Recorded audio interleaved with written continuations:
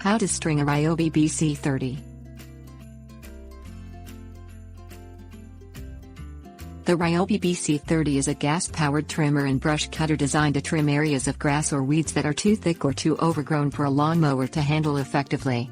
The BC30 can also be tilted to trim the edge of your lawn. The Ryobi BC30 uses a string propelled at high speed as a cutting agent.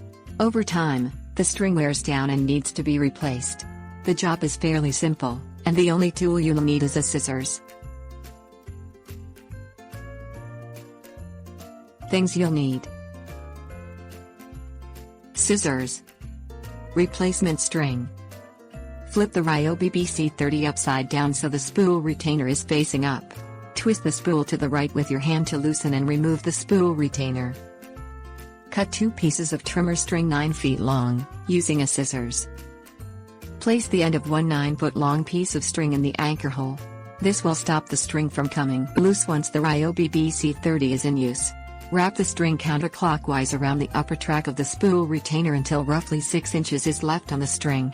Insert the end of the string into the notch on the top of the upper track. Place the end of the second length of string into the anchor hole on the bottom track of the spool retainer. Wrap the second string counterclockwise around the spool until 6 inches is left. Place the second string into the notch on the bottom of the lower track. Attach the spool retainer to the Ryobi BC30.